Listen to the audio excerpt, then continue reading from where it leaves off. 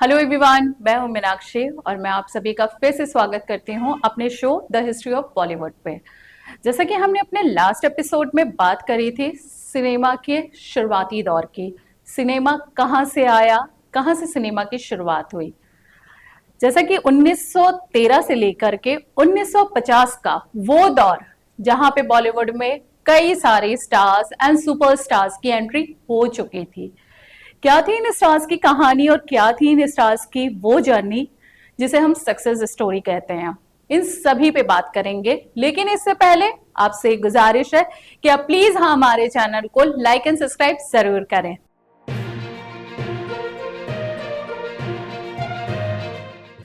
हम अपने इस एपिसोड में बात करेंगे सिनेमा जगत के पितामह। जी हाँ, वो शख्सियत जिन्होंने सिनेमा को असल मायने में पहचान दी, वो कोई और नहीं, वो थे दादा साहब फाल्के। दादा साहब फाल्के का वास्तविक नाम वैसे तो धुंडीराज गोविंद फाल्के था, जिनका जन्म महाराष्ट्र के नासिक में 20 से 25 किलोमीटर दूर त्र्यंबकेश्वर महाराज का मंदिर या बाबा भोलेनाथ की नगरी, वहां इनका जन्म हुआ था। 30 अप्रैल 1870 में जब दादा साहब का जन्म हुआ था तो इनके पिता, जो कि संस्कृत के एक प्रगटन पंडित हैं, साथ ही साथ वो मुंबई के एक कॉलेज एल्फिस्तान में एज अ अध्यापक भी काम करते थे। तो जाहिर सी बात है कि दादा साहब की प्रारंभिक शिक्षा मुंबई में ही संभव थी। अपनी शिक्षा को पूर्ण करने के बाद 1891 का वो सन था जहां पर दिन था 25 दिसंबर का। दादा साहब एक फिल्म देख रहे थे जिसका प्रदर्शन मुंबई के एक फेमस थिएटर हॉल में चल रहा था। ये वो थिएटर था जिसका नाम था अमेरिका इंडिया थिएटर। ये एक साइलेंट फिल्म थी और इंग्लिश फिल्म थी, लेकिन इसका शीर्षक जो था वो था प्रभु ईसा मसीह के जीवन को लोगों के बीच फिल्मों के माध्यम से प्रदर्शित करना। इस फिल्म को देखते हुए दादा साहब काफी ज्यादा सिनेमा के प्रति उनका रुझान और बढ़ा।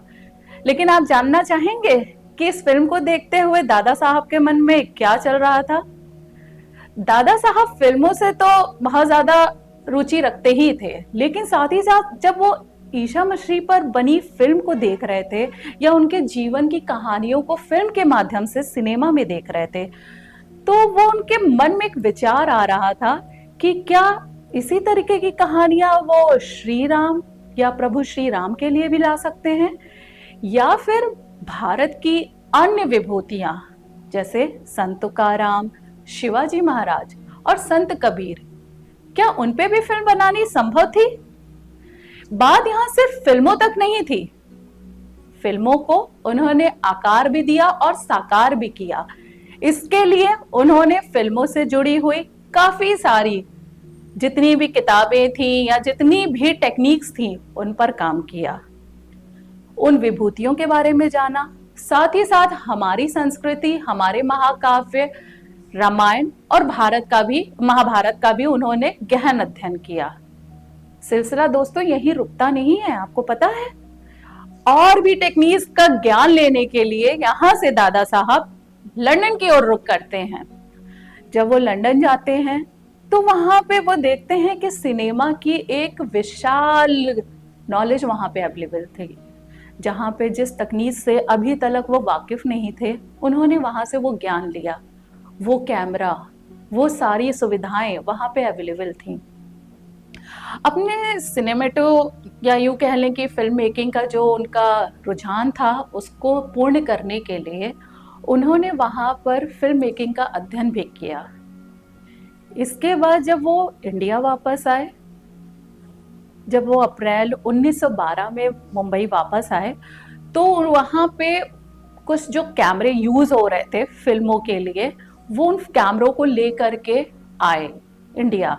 और आते आते दादा साहब ने जो सबसे महत्वपूर्ण कार्य किया वो ये किया कि मुंबई का जो महाराष्ट्र में एक काफी फेमस जगह है दादर, दादर पे दादा साहब ने अपना एक स्टूडियो डाला सबसे पहले, और उसके बाद अपना एक संगठन बनाया जिसे उन्होंने नाम दिया दादा साहेब संस्थान। अपनी 8 महीने के कठोर परिश्रम के बाद उन्होंने साल की, या यूं कह ले कि सिनेमा की पहली फिल्म जिसका निर्माण किया था, वो फिल्म थी राजा हरिश्चंद्र। साल 1913 की वो फिल्म, जिसे बनाना उस टाइम पे मुझे नहीं लगता कि आसान था।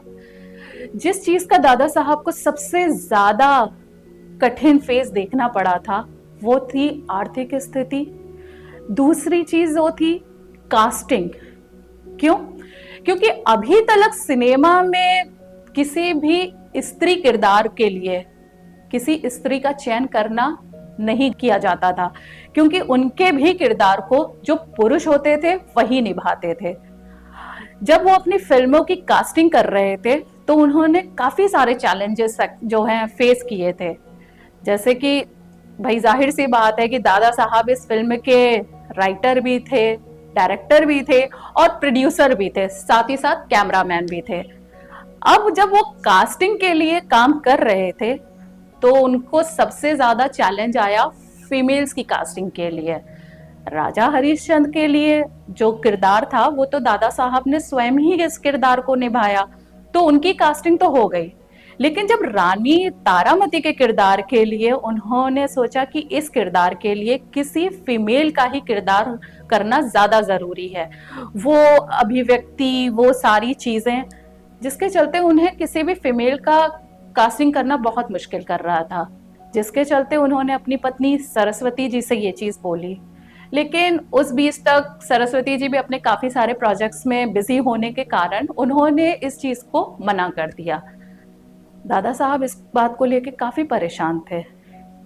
एक दिन की बात है कि वो मुंबई के एक रेस्टोरेंट में बैठे हुए थे।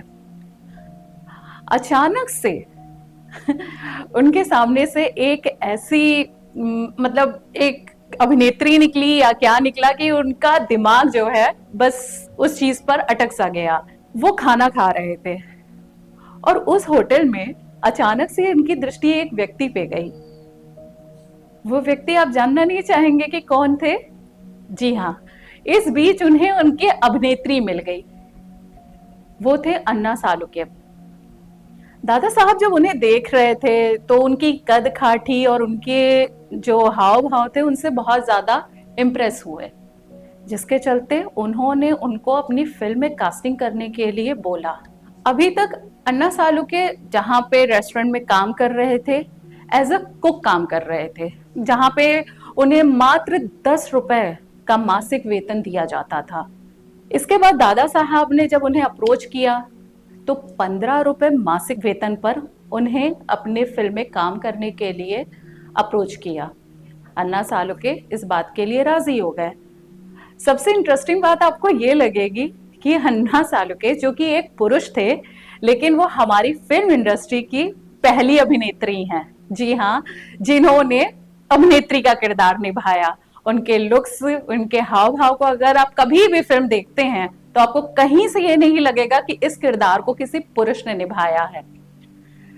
फिल्म बनी, अच्छी बनी, ब्लैक एंड व्हाइट फिल्म थी, साइलेंट फिल्म थी, फिर भी उसने तत्कालीन भारत में अपना एक विशेष प्रभाव छोड़ा। जब फिल्म प्रदर्शित हुई तो मात्र 40 मिनट की इस फिल्म ने लोगों को बहुत ज्यादा अपनी ओर अट्रैक्ट किया। इसके बाद दादा साहब ने अन्य 2 फिल्मों का और भी निर्माण किया। वो थी पौराणिक फिल्में। पहली फिल्म उनकी जो थी वो तो राजा हरिश्चंद्र का, जैसा कि मैंने आपको बताया कि हो चुका था प्रदर्शन। दूसरी फिल्म उन्होंने बनाई थी भस्मासुर मोहिनी और तीसरी फिल्म थी सावित्री। अपनी दोनों फिल्मों को जब उन्होंने प्रदर्शित किया तो ये फिल्में भी काफी अच्छी तरीके से लोगों के बीच में प्रोत्साहन का पात्र बनी।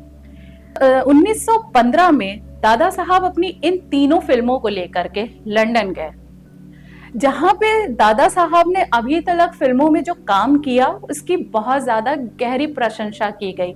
साथ ही दादा साहब को सम्मानित भी किया गया। अपनी फिल्मों को सामाजिक तौर पे, धार्मिक तौर से समाज में प्रदर्शित करना, ये सबसे बड़ी उनकी खासियत थी। उसके बाद जब वो इंडिया वापस आए लंदन से, तो कोल्हापुर के नरेश ने उनसे एक आग्रह किया। वो आग्रह था कि वो एक फिल्म बनाए। जी हाँ, दादा साहब ने ये काम किया और साल 1937 में उन्होंने अपनी बोलती फिल्म बनाई, गंगा अवतरण। इस फिल्म का भी प्रदर्शन हुआ। अभी तक दादा साहब 125 फिल्में बना चुके थे, जिसमें से 29 फिल्में जो थी वो उनकी शॉर्ट फिल्में थी। अपने इस जीवन काल में दादा साहब धीरे धीरे कार्य कर ही रहे थे, लेकिन उसके बाद एक दौर आया। वो था साल 1944 का। सिनेमा का ये पितामह, सिनेमा को पहचान दिलाने वाले ये शख्स, या यूं कह लें कि सिनेमा का वो उगता सूरज सदा के लिए नासिक में ही विलीन हो गया।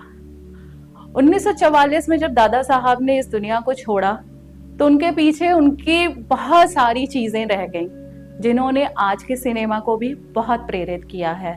सिलसिला यही नहीं रुका दोस्तों, आगे और भी सारी चीजें हुई, क्योंकि दादा साहब की स्मृति में आज फिल्म जगत में एक विशेष पुरस्कार जो कि दिया जाता है उन अभिनेता या उन अभिनेत्रियों को जिन्होंने अपना फिल्म में बहुत विशेष योगदान दिया है। उस पुरस्कार को हम सभी जानते हैं दादा साहब फाल्के पुरस्कार के नाम से, जिसके अंतर्गत एक 10 लाख का चेक, एक ट्रॉफी और एक शॉल से उस कलाकार को सम्मानित किया जाता है।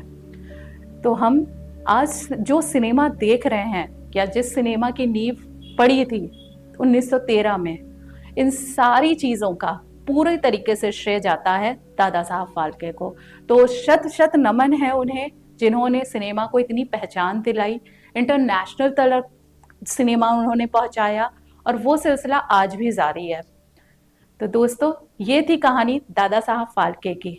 इसी तरीके से और भी अभिनेता, अभिनेत्री या फिल्म जगत की जानकारियों के लिए आप हमसे जुड़े रहें, साथ ही हमारे चैनल से भी।